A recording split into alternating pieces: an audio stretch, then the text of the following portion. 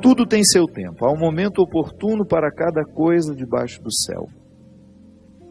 Tempo de nascer, tempo de morrer, tempo de plantar, tempo de arrancar o que foi plantado, tempo de matar, tempo de curar, tempo de destruir, tempo de construir, tempo de chorar, tempo de rir, de lamentar, de dançar, tempo de espalhar pedras e tempo de as ajuntar, tempo de abraçar e tempo de afastar-se dos abraços, tempo de procurar, tempo de perder, tempo de guardar, tempo de jogar fora, tempo de rasgar e tempo de costurar, tempo de calar e tempo de falar, tempo do amor, tempo do ódio, tempo da guerra, tempo da paz.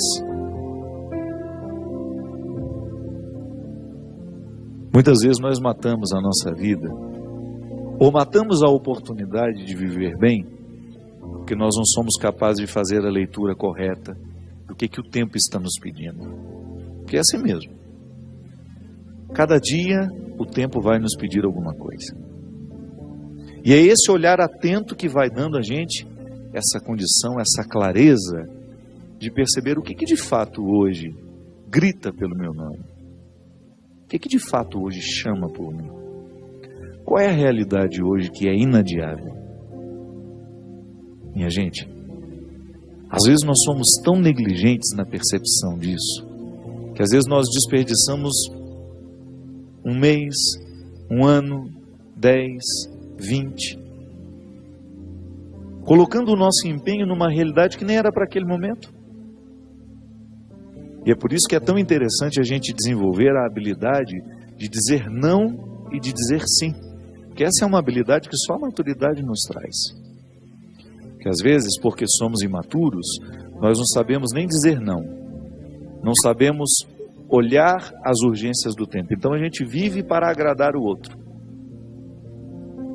Não. Antes de agradar o outro, você precisa perceber o que a vida está pedindo de você.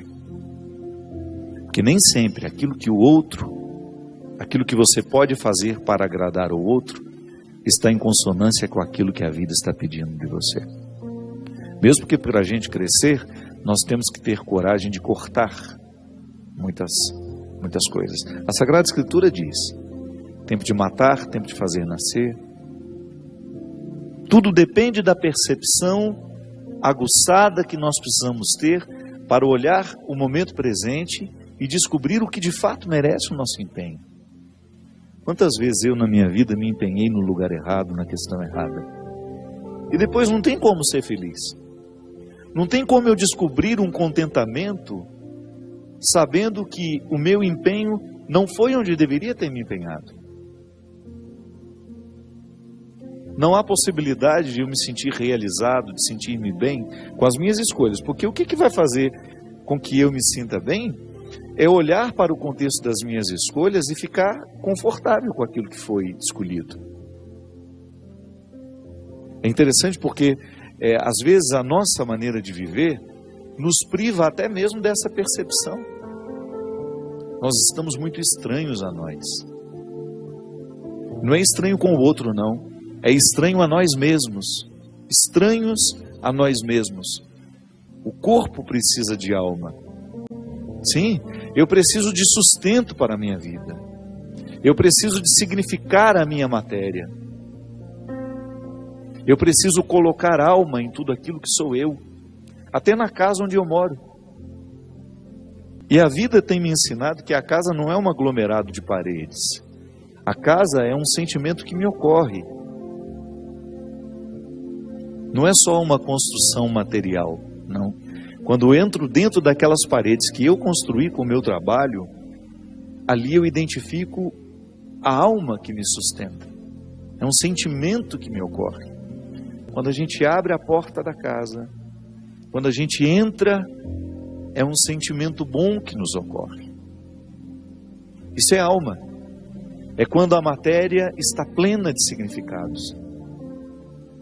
É quando a gente começa a atribuir um significado que ultrapassa as paredes, os móveis, o telhado ou a laje, o jardim, o portão de entrada.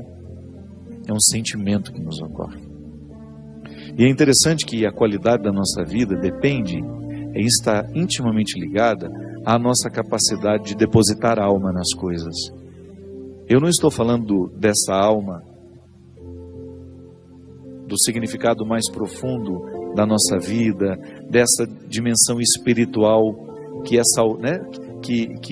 me conecta com a eternidade. Não.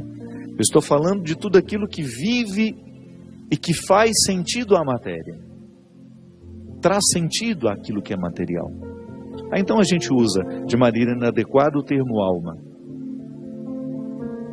Perceber que os meus objetos estão perpassados por um significado que ultrapassa a matéria. Como dizia Rubem Alves, né?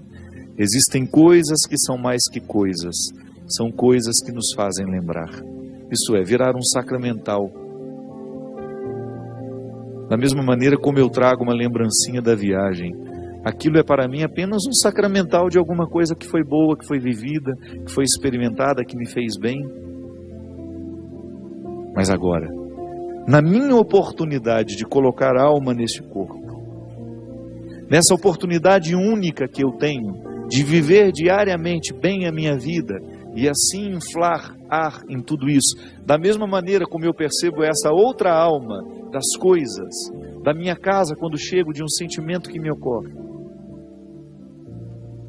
o viver bem, me trazendo a consciência de que hoje, quando eu observo as urgências da minha vida e me empenho nessas urgências, eu estou colocando alma no meu corpo. Ah, padre, essa visão separatista não combina com a teologia cristã. Eu sei, isso é só didática. Essa separação é apenas didática. Funciona tudo junto, corpo e alma estão, embora sejam realidades distintas, funcionam juntas. É unidade. Nós proclamamos a unidade de tudo isso. Agora, quando eu percebo, quando eu identifico que eu não estou fazendo, que eu não estou me empenhando para viver bem, eu estou sim fragilizando os recursos da minha alma, que são justamente para me ajudar a viver bem a própria vida do corpo. Trabalham em conjunto, minha gente. E nós muitas vezes negligenciamos a observância do tempo, como na Escritura que diz. O escritor sagrado fala justamente isso. Tempo de chorar e tempo de rir.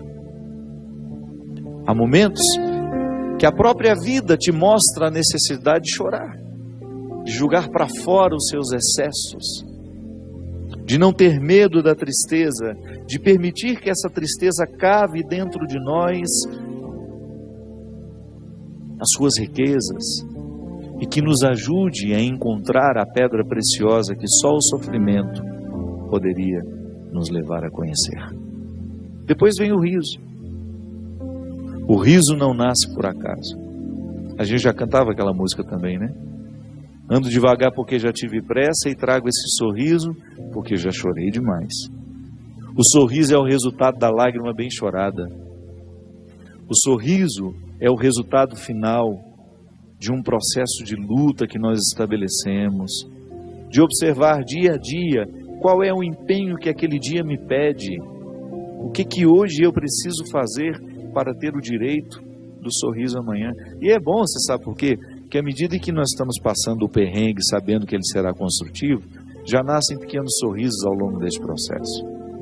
Quando a gente fala de um sorriso final, é apenas a metáfora de um processo bem feito, bem vivido.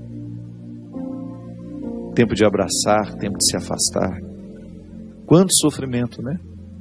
Em perceber o distanciamento como necessário ao crescimento do outro. É aquele filho que vai embora para estudar. Não dá para reter filhos. Por isso que é tempo de abraçar, é tempo de cuidar, é tempo de estar junto. E vai chegar um momento em que esse afastamento será necessário para o próprio curso da vida. Depois volta. Mas num primeiro momento a gente precisa do distanciamento. É a urgência do dia. Chegou a época, é preciso estudar, é preciso buscar um futuro fora daqui. Minha gente, quando nós observamos o movimento do tempo e as suas urgências, a gente entra dentro do contexto de uma sabedoria irrenunciável à nossa realização humana. Tempo de rasgar, tempo de costurar. Se a gente não tem coragem, muitas vezes, de rasgar algumas realidades, depois jamais conseguiremos viver a libertação dela. Hoje eu até escrevi sobre isso. Muitas vezes nós lamentamos perder, e quando na verdade a gente vai observar aquilo que a gente perdeu, não foi perda, foi libertação. Quantos relacionamentos precisam ser rasgados para que depois eles sejam costurados do jeito certo? Fazer cair por terra todas as ilusões que nós temos do outro, ou todas as pretensões que nós julgamos em cima do outro. Não, o outro não tem que corresponder às minhas expectativas. O outro tem que ser ele. E se por acaso houve uma empatia comigo, ali construímos uma relação de amizade, se não, uma relação de respeito só. Mas é preciso rasgar. Nós precisamos viver o enfrentamento. O enfrentamento que depois vai provocar uma libertação em nós. Enfim, a vida sempre vai nos pedir uma observação. A vida sempre vai pedir de nós calma, paciência, porque com pressa nós passamos por cima de todas essas necessidades e não somos capazes de reconhecê-las. Você parou para pensar nisso? Que às vezes a vida não está dando certo, é porque você nem sabe exatamente o que você está precisando. Às vezes nós ficamos tão aflitos, tão angustiados, e não sabemos por quê. Faltou chegar ao ponto-chave. Faltou descobrir o ponto nevrálgico ali, onde de fato está iniciando o conflito. Paciência, né? A gente não tem paciência nem para descobrir o que está nos angustiando. É a nossa pressa, é a vida estranha que nós vamos vivendo. Motivação cristã. A Deus toda glória e louvor.